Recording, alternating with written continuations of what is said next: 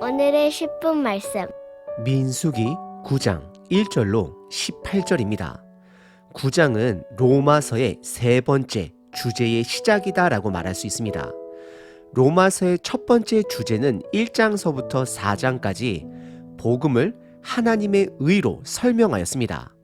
하나님의 의의 기준으로 모든 사람은 다 죄 아래 있다라고 말하였습니다. 그래서 하나님은 하나님의 의 예수 그리스도를 이 땅에 보내주신 것입니다. 그리고 이어지는 두 번째 단락 주제는 5장서부터 8장으로 그 복음이 실질적으로 믿음의 사람 삶 속에 어떻게 적용되는지를 설명하였습니다. 그리고 앞으로 살펴볼 9장서부터 11장은 로마서의 세 번째 단락이 됩니다. 세 번째 단락 9장서부터 11장을 장별로 요약을 하면 다음과 같습니다. 첫 번째 9장은 이스라엘 백성은 하나님이 선택한 백성이 됨을 말하고 있습니다. 두 번째 10장은 이스라엘 백성이 하나님을 거절했음을 말하고 있습니다. 그리고 마지막 세 번째 11장은 이스라엘은 하나님께서 회복시킬 것을 말씀하십니다. 결국 9장서부터 11장의 큰 키워드는 하나님의 주권입니다. 여러분들은 하나님의 주권을 신뢰하시나요? 하나님의 주권을 신뢰하는 자들의 특징은 하나님 중심으로 생각을 시작한다라는 것입니다. 나의 상상으로 성경을 보지 말아야 합니다. 성경이 하나님을 계시하는 대로 드러내는 대로 하나님을 알아가야 합니다. 오늘 본문은 그 훈련을 저와 여러분들에게 하고 있습니다. 우리는 한국 사람으로 때로는 기독교를 하나님의 일을 한국 민족 중심으로 이해하려고 할 때가 있습니다. 예를 들어 세계 복음화에 대한민국 교회가 얼마나 큰 힘을 보탰었는지 또는 나의 교회, 지역교회 중심으로 복음의 역사를 이해하려고 할 때도 있습니다. 사람이 중심이 되면 하나님이 말씀하시는 그 복음이 보이지 않을 때가 있습니다.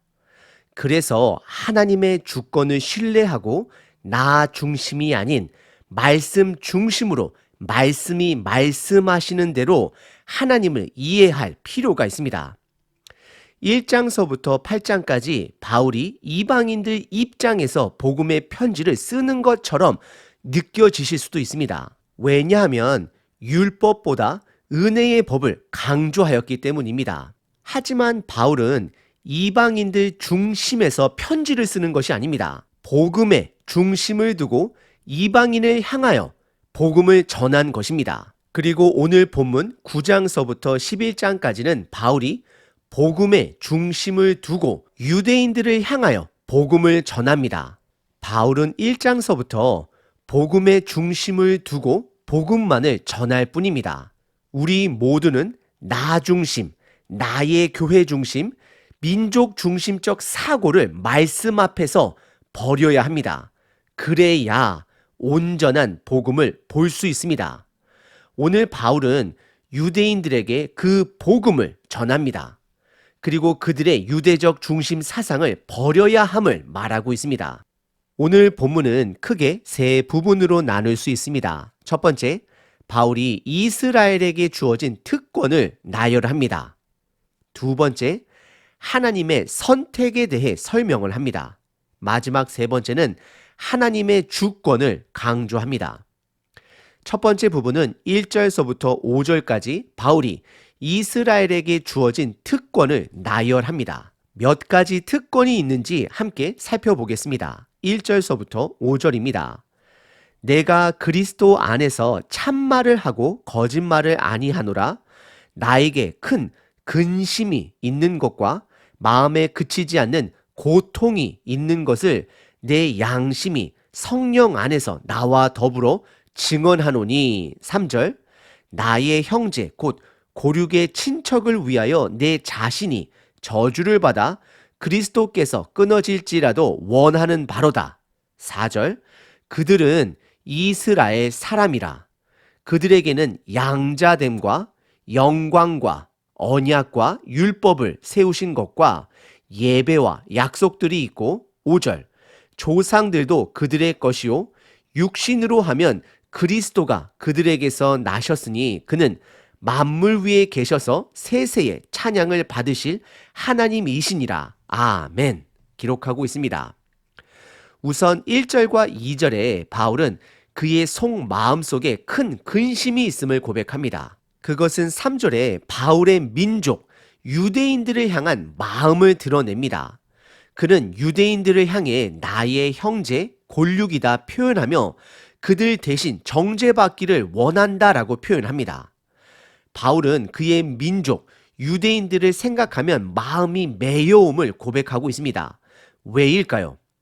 왜냐하면 유대인들에게는 그리스도를 알 수 있는 너무나도 많은 특권이 있음에도 불구하고 그 그리스도를 보지 못했기 때문입니다.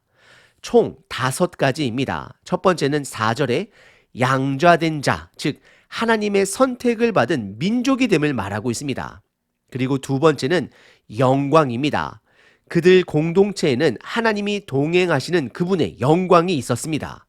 그리고 세 번째는 언약과 율법, 즉 말씀이 있었습니다. 그리고 네 번째는 예배와 약속이 있었습니다. 그리고 마지막 5번째는 조상들이 있었다, 즉 하나님과 동행한 역사가 있음을 말하고 있습니다. 그리고 가장 중요한 것은 그 유대인들 민족 속에 예수 그리스도가 태어난 것입니다. 하지만 안타깝게도 이런 많은 특권 속에서도 이스라엘은 그리스도를 보지 못했습니다. 왜냐하면 민족 중심으로 말씀을 바라봤기 때문입니다. 오늘 본문의 첫 번째 부분은 바울의 괴로운 심정을 드러냅니다. 하나님은 이스라엘에게 많은 특권을 주셨지만 그들은 예수 그리스도를 보지 못했습니다. 두 번째 부분은 6절서부터 13절까지 하나님의 주권적인 선택을 설명합니다. 6절의 시작이 그러나로 시작을 합니다. 5절과 6절 사이에는 유대인들의 감춰진 질문 하나가 있습니다. 바울은 그 보이지 않는 질문을 갖고 설명을 시작합니다. 그 질문은 바로 구약에 드러난 이스라엘을 향한 언약은 그러면 폐기된 것이냐, 사라진 것이냐라는 질문이 있습니다. 그래서 바울은 유대인이 갖고 있는 그 보이지 않는 질문, 진실로 신실하신 하나님이신가에 대한 그 답을 6절서부터 13절에 하고 있습니다. 그러나 하나님의 말씀이 폐하여진 것 같지 않도다. 이스라엘에게서 난 그들이 다 이스라엘이 아니요. 7절. 또한 아브라함의 씨가 다 그의 자녀가 아니라 오직 이삭으로부터 난 자라야 내 씨라 불리리라 하셨으니 8절.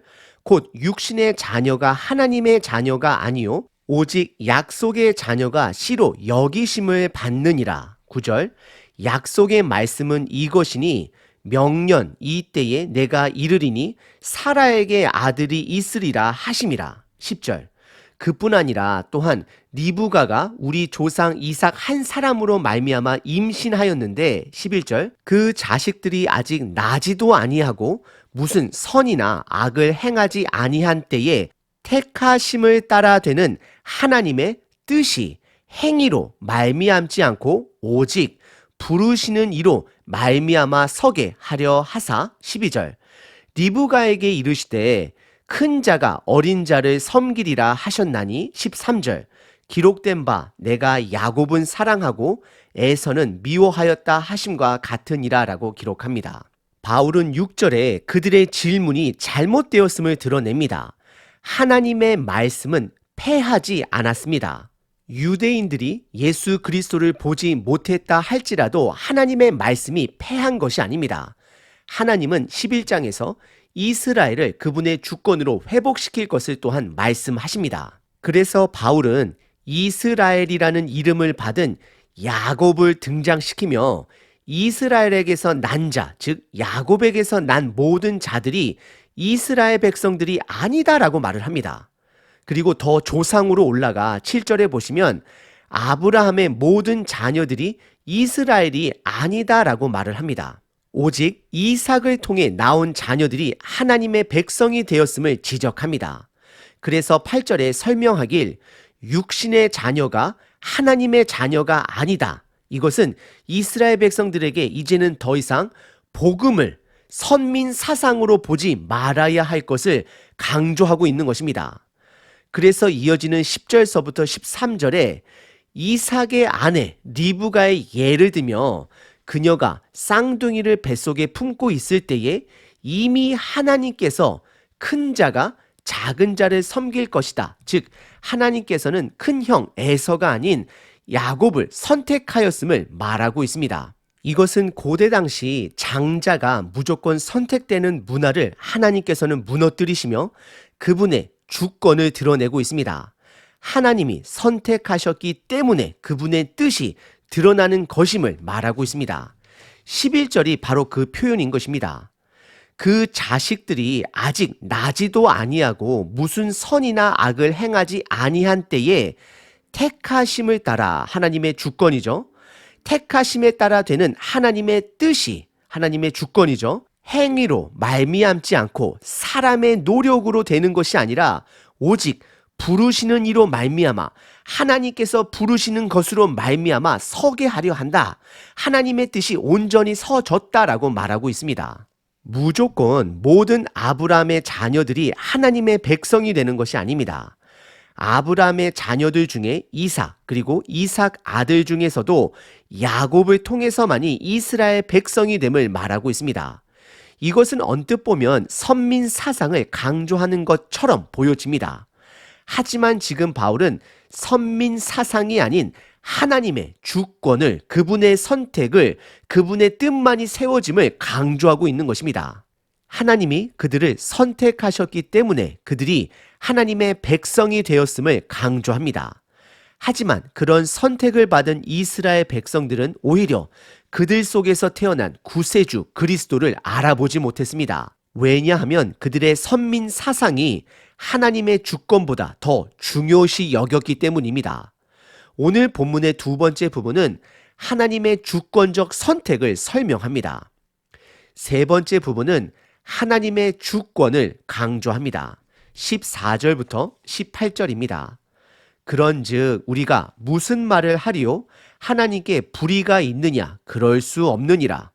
모세에게 이르시되 내가 긍휼히 여길 자를 긍휼히 여기고 불쌍히 여길 자를 불쌍히 여기리라 하셨으니 그런즉 원하는 자로 말미암도 아니요 다른 박질하는 자로 말미암도 아니요 오직 긍휼히 여기시는 하나님으로 말미암음이니라. 하나님의 주권을 강조하죠. 17절 성경이 바로에게 애굽 왕입니다.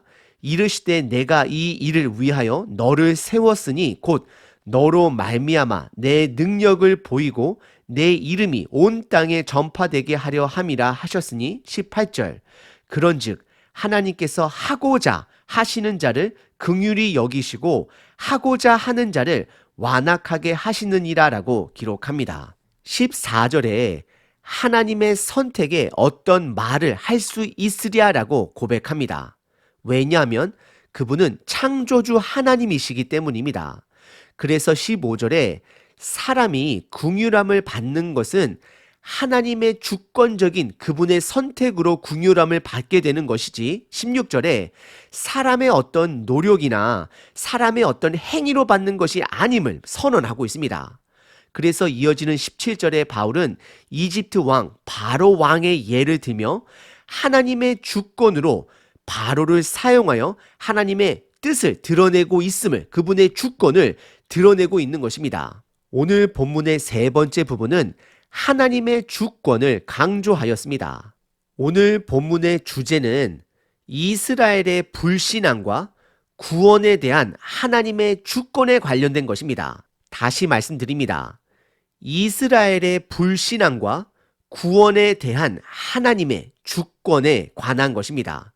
바울은 성경이 말하는 복음, 온전한 복음을 이해하기 위해서는 이방인도 유대인도 그들 중심으로 복음을 바라보는 것이 아니라 하나님이 말씀하시는 대로 복음을 봐야 함을 강조하고 있습니다. 하나님의 주권을 봐야 함을 말하고 있는 것입니다.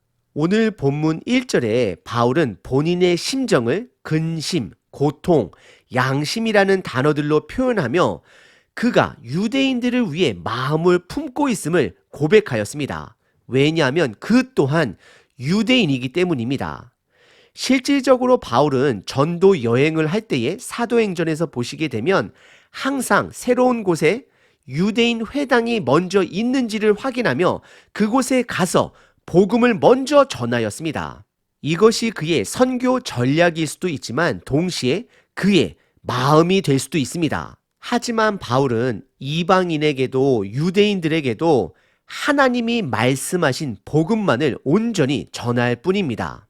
저와 여러분들은 어떠하신가요?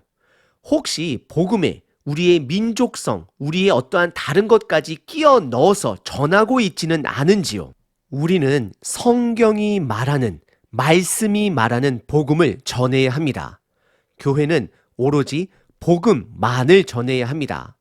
그러기 위해서는 우리들의 우월성을 다 내려놔야 합니다. 복음을 전할 때 민족성을 넣어서도 안 되고 교회 특정의 이름을 끼워 넣어서도 안 됩니다. 사람의 어떤 공로도 넣을 수 없습니다. 오직 하나님의 은혜로 내가 겸손해질 때 하나님의 주권을 볼 수 있습니다. 온전한 복음을 보게 되는 것입니다. 오늘 하루 겸손함으로 하나님의 주권을 볼 수 있는 저와 여러분 되시길 바랍니다.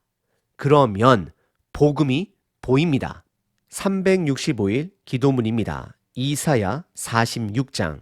배에서 태어남으로부터 내게 안겼고 태에서 남으로부터 내게 업힌 너희여, 백발이 되기까지 내가 너희를 품을 것이라. 내가 지었은즉 내가 업을 것이요 내가 품고 구하여 내리라.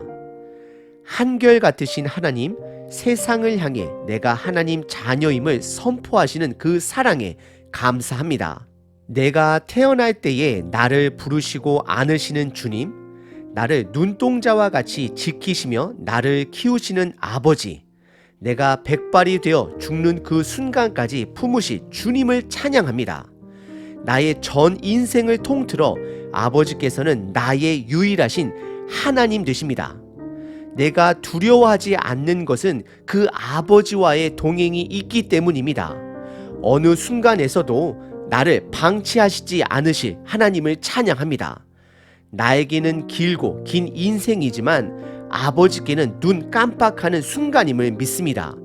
오늘도 일평생을 품으시고 업으시는 그 사랑 앞에 살아갑니다. 얼마나 따뜻하고 얼마나 풍성한지요. 그 사랑에 감동하여 이 아침을 시작합니다. 예수 그리스도의 이름으로 기도합니다. 아멘.